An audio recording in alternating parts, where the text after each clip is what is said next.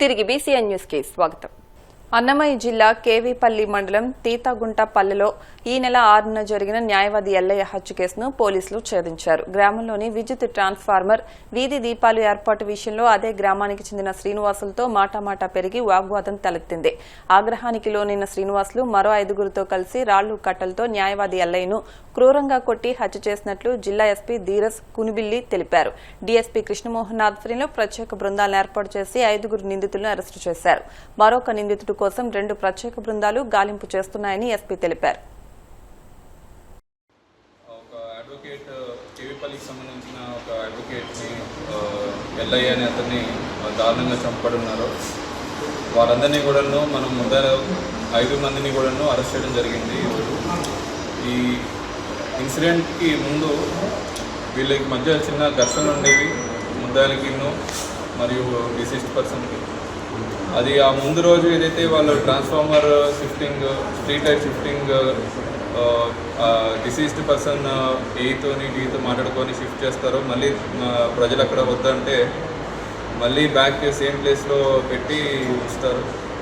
అది ఆ రోజు నైట్ టైం వీళ్ళు డిసీజ్డ్కి అక్యూజ్డ్కి మధ్య చిన్న మనస్పర్ధలు ఏర్పడి ఒకరికొకరు మాట అనుకునే సమయంలో డిసీజ్ని మరియు వాళ్ళ పేరెంట్స్ని కూడాను అక్యూజ్డ్ మొత్తంతో 6 మంది ఇంటి బయటికి లాగి మరియు అక్యూజ్ని దారుణంగా కొట్టడం జరిగింది.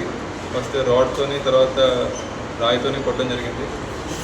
దీనిలోని కొన్ని ఇంపార్టెంట్ ఎవిడెన్స్ అన్నీ కూడాను మనము సీజ్ చేయడం జరిగింది. బ్లడ్ మార్క్స్ ఇవన్నీ కూడా ఫారెన్సిక్కి పంపిస్తున్నాం.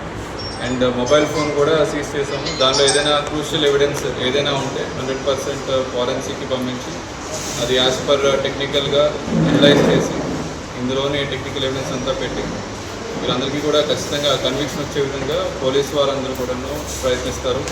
అండ్ దీనిలో ఇన్స్పెక్టర్ కలకడ ఈ కేసుని ఇన్వెస్టిగేట్ చేస్తారు.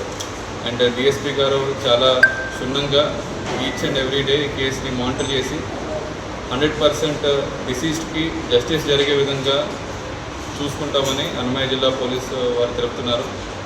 అండ్ ఇందులో ఒక అడిషనల్ ఇన్ఫర్మేషన్ ఇందులో మనకి ఏదైతే 3 అక్యూజ్డ్ ఇంతకుముందు ఆల్రెడీ ఒక ప్రాపర్టీ అఫెన్స్లో కూడా రాబరీ కేసులో కూడా ఇన్వాల్వ్ అయి ఉన్నారు.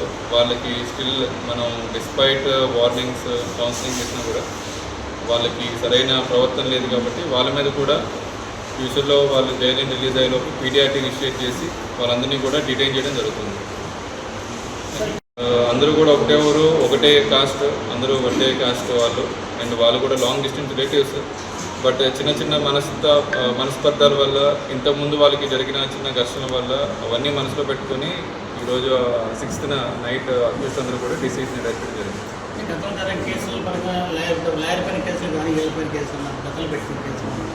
అదేనండి, అక్యూజ్డ్లో మొత్తం 6 మంది అక్యూజ్డ్లో 3కి ఆల్రెడీ కేసెస్ ఉన్నాయి. మిగతా వాళ్ళకి కేసెస్ లేవండి. లాయర్ మీద కూడాను ఎటువంటి కేసు లేనట్టు సమాచారం. అండ్ ఇన్ కేసు ఏదైనా ఉంటే కూడా విచారిస్తాం. మర్డర్ కేసు కట్టారు సార్ ఇప్పుడు? మర్డరేనండి. ఎంతమందిని అరెస్ట్ చేశారు సార్? ఇప్పుడు 5గురిని అరెస్ట్ చేస్తామండి. ఒకరు పరారీలో ఉన్నారు. అతని మీద కూడా వాచ్ పెట్టాము. తిరుపతి చుట్టుపక్కల ఉన్నట్టు తెలుస్తుంది. ఆల్రెడీ 2 టీమ్స్ మార్నింగ్ నుండి తిరుగుతున్నారు. ఎనీ క్లూ వస్తే పట్టుకొని అతను కూడా అరెస్ట్ చేస్తాం. తిరుమల శ్రీవారిని హీరోయిన్ శ్రీలీల దర్శించుకున్నారు. వీఐపీ విరామ దర్శన సమయంలో స్వామివారి సేవలో పాల్గొని మొక్కులు చెల్లించుకున్నారు. దర్శనానంతరం వీరికి రంగనాయకుల మండపంలో వేద పండితులు వేద ఆశీర్వచనం అందించగా ఆలయ అధికారులు స్వామివారి తీర్థ ప్రసాదాలు అందజేసి పట్టువస్త్రంతో సత్కరించారు.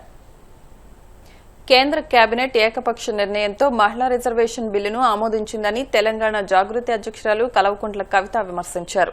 నియోజకవర్గాల పునర్విభజనతో మహిళా బిల్లును ముడిపెట్టడం మహిళలకు అన్యాయం చేయడమేనని పేర్కొన్నారు. 2011 జనాభా లెక్కల ప్రాతిపదికన కాకుండా 2027లో జరగబోయే జనగణన తర్వాతే మహిళా రిజర్వేషన్ను ప్రకటించాలని ఆమె డిమాండ్ చేశారు. ఈసారి జనగణనలో బీసీల లెక్కలు తేలిన తర్వాతే బీసీ మహిళలకు రిజర్వేషన్లో ప్రత్యేక సబ్ కోటా కల్పించాలని స్పష్టం చేశారు. జై తెలంగాణ. తెలంగాణ జాగృతి మొదలుపెట్టినటువంటి మహిళా రిజర్వేషన్ పోరాటం తెలంగాణ ఆడబిడ్డలకే కాదు, 50 మంది భారతదేశ మహిళలకు లాభం జరిగే విధంగా మనము వెలిగించినటువంటి దీపం 29 రాష్ట్రాలలో ఒక వెలుగును నింపి మహిళలకు మహిళా బిల్లును సాధించి పెట్టినటువంటి విషయం మీ అందరికి కూడా తెలిసిందే. చాలా మంది జాగృతి నాయకులు, కార్యకర్తలు కూడా నాతో పాటు వచ్చి ఢిల్లీలో ఉండి దీక్ష చేసి అనేక రాష్ట్రాల్లో ఉన్నటువంటి మహిళా సంఘ నేతలతో కోఆర్డినేషన్ చేసుకొని దాదాపు 18 పైచిలకు పార్టీలతోని మనం మద్దతు కూడగట్టి వారితోని పార్లమెంట్లో మాట్లాడించి వారితోని సపరేట్గా 0 అవర్స్లో ప్రొటెస్ట్లు చేపించి రకరకాల కార్యక్రమాలతో ఒక రాజకీయపరమైనటువంటి ఒత్తిడిని సృష్టించి మహిళా బిల్లుని ఈ దేశంలో సాధించడంలో తెలంగాణ జాగృతి పాత్ర చరిత్ర అయినట్టు కూడా మర్చిపోలేనటువంటిది.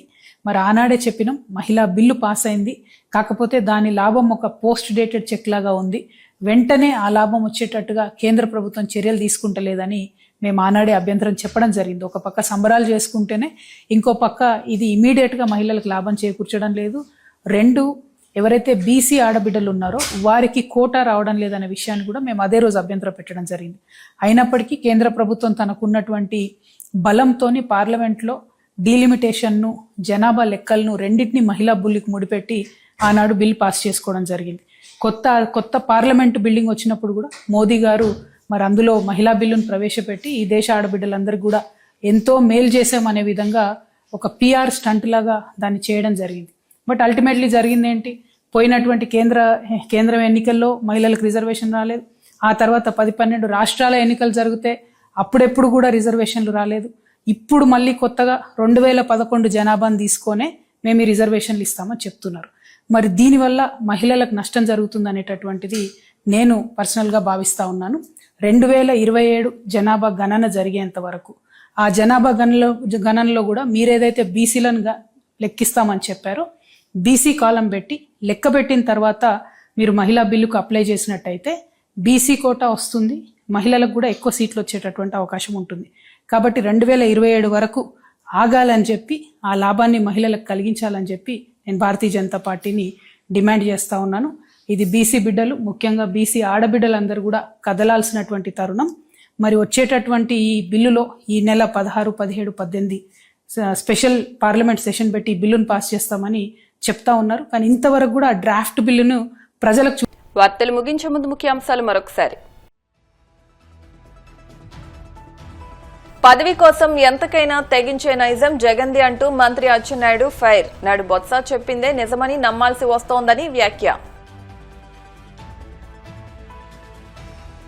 వైఎస్ఆర్తో తనకున్న అనుబంధాన్ని గుర్తు చేసుకుంటూ భావోద్వేగానికి లోనైన బొత్స. టీడీపీ నేతలు దిగజారుడు రాజకీయాలు చేస్తున్నారని విమర్శ. తిరుమల శ్రీవారిని దర్శించుకున్న హీరోయిన్ శ్రీలీల. ఆలయ మర్యాదలతో స్వాగతం పలికిన అధికారులు. కేంద్ర కేబినెట్ ఏకపక్ష నిర్ణయంతో మహిళా రిజర్వేషన్ బిల్లును ఆమోదించింది. విమర్శలు గుప్పించిన తెలంగాణ జాగృతి అధ్యక్షురాలు కల్వకుంట్ల కవిత.